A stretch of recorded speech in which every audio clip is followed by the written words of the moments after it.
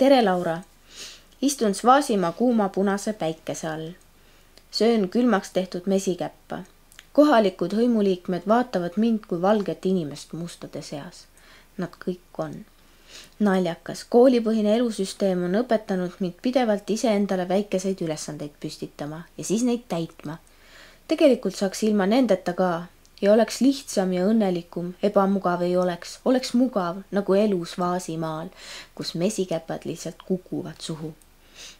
Tahaksin nüüd rääkida, et ma lähen kuningale mehele 25. naiseks, aga see oleks vale. Ma ei põgene ka kena noore pika naaberoni tumeda Tommiga, sest ta naine on rase ja ilusa tagumikuga. Praegu ma plaanin hoopis ühistranspordiga sõita tagasi koju. Seniks, kuni ma jõuan, palju jõudu ja tervist sulle ja su perele või kellega iganes sa mu tervitust jagada tahad. Lea. PS, ilmselt jõuame kirjaga koos samal ajal.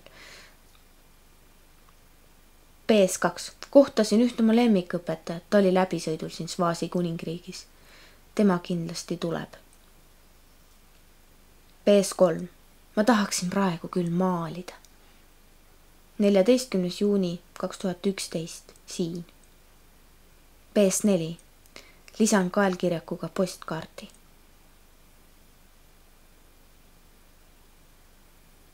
Telegramm. Olen lennujaamas. Ootan. Saadan sulle postkaarti. Seekord 2-sabalise lõviga.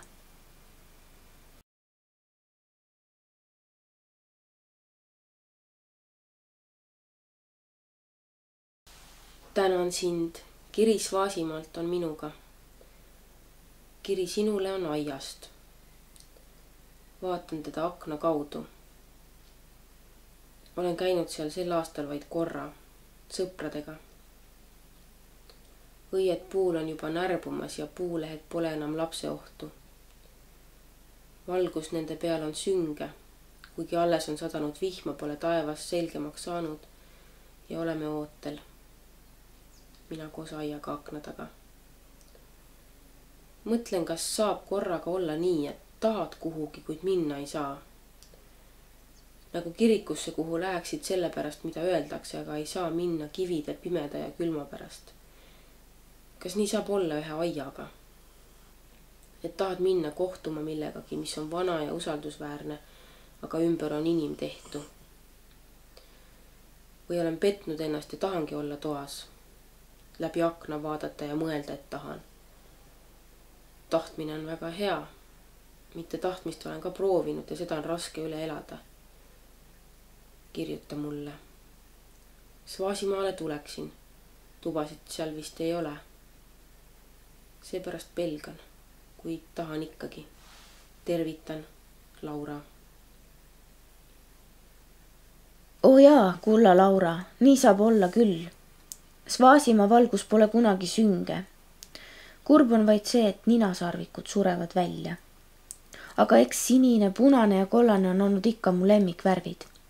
Svaasimaa ööpimedus on salapära, eelajalooline, müstiline hämarus, täis lootusi tulevikule, samas lubades seda mitte ihaleda. Tubatust ei tasu peljata, aknad on ikka olemas. Pealegi rohuonnis võib hing päris lahti minna. Aknad on üldse alati olemas, isegi kui uksi ei ole, isegi kui pole katust, seina või põrandat. Aken on ikka kusagil, isegi kui vaid trellidega, aga ikkagi aken. Svaasi naised õpetavad meile, kuidas potte pea peal kanda. Õhtuks oled nii väsinud, et uni rohuonnis on muretum kui kusagil mujal. Soovin saada sõbraks elevandiga. Kuigi kui ma olin 13, siis olid mu lemmikloomad vaieldamatult kaelkirjakud. Siin elavad ka täpilised kassid ja täpiline ja triibuline on loomulikult ka mu lemmikvärvid. Ja inimesedki näivad nii veatud nagu filmis ja nad kõik oskavad tantsida. Lõvisid ma veel näinud ei ole. Naasen nüüd mu häärkobe lääni kuduma. See on siin täitsa levinud tegevusala. Koon enda akendele kardinad. Siiralt Ello 21. juunil. PS, saadan sulle kingituse. Suveniiri kohalike käsitöömeistrite käsitsi valmistatud küünla. Tiigri triibulises suurte kihvadega elevandi.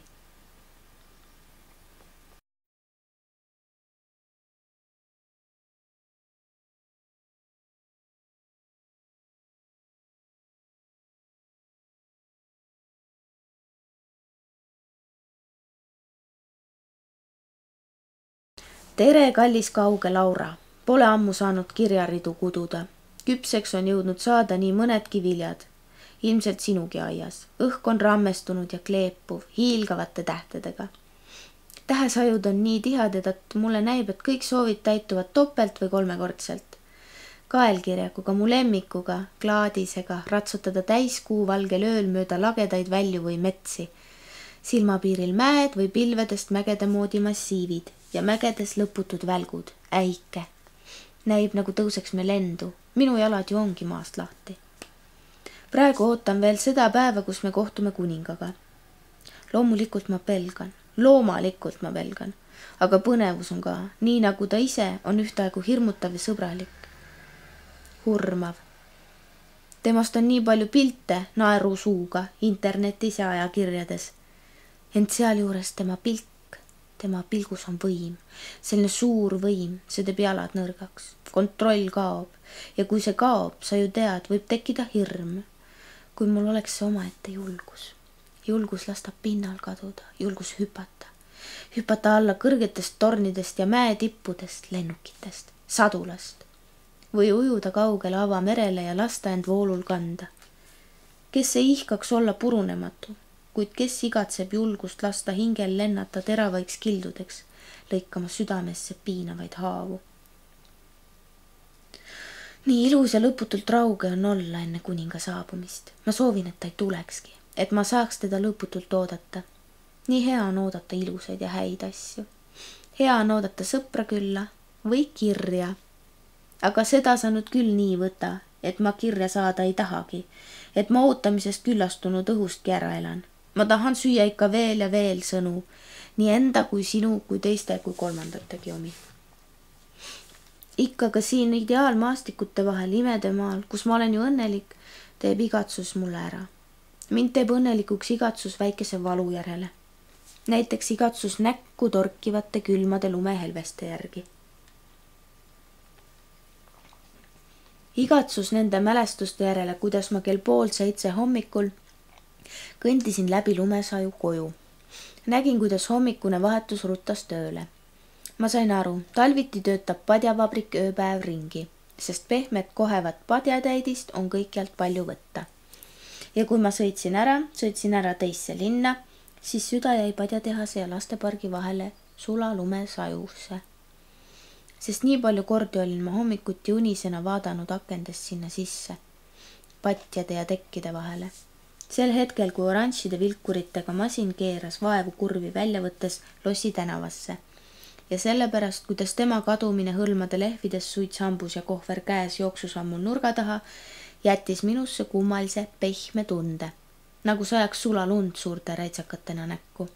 See oli sellepärast, et tegelikult sadaski. Tunnistan, vahel on elamise tunne valu. Aga kas ma igatsen teada ka iga päeva must kaugel, mis toimub kodus ja mida kirjutatakse seal kohalikes ajalehtedes?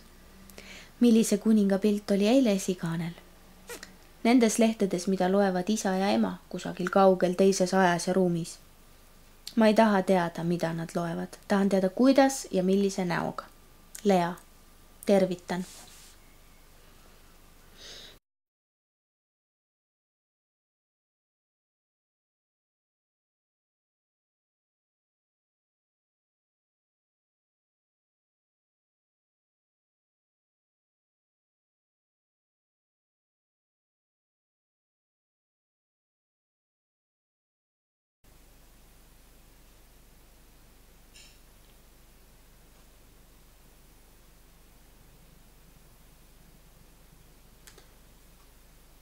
Tere, Lea. Ma tean, et sa ootad. Kiri on olnud ootel pikemat aega, peaaegu valmis väljalennuks, aga kohver ikka pakkimata. Õnneks on ta olnud minu eluligi, mitte kolletanud kusagil sahtli põhjas. Kujutan ette su küsimusi aiale. Olen nüüd läbi akna jõudnud liikuda välja, veidi küll imestades klaasi ebatasasustest tulenevate elu moonutuste üle. Pilt on siin teravam, kirkam, kontrastsem, kiirem. Aed on tõesti küpsenud. Puud kannavad noori vilju. vaid see õunapuu, mis aasta-aastalt õunte raskusest maapinta puudutab, on tänavu ühegi viljata. Ta nagu teaks, mis plaanid on inimesel, kes maatükki koos viljapuuga enda omaks peab. Ning viimane ei või enam kaua siinsest pinnasest ammutada. Mõtted nii mõnedki on aias valminud rammusateks ideedeks. Mõni neist on muidugi ka iseenese raskuse tõttu põõsooksa küljest alla potsatanud ja mõni seeläbi ka väikese mädapleki külge saanud. Öösiti näeb siin kaugele, kaugemale aiast, peaaegu Svaasimaa piirini. Ööd on nüüd niiskemad, pimedad, ehk isegi rohkem Aafrika moodi. Ja taevas võib märgata tähti. Soovin sulle head, Laura.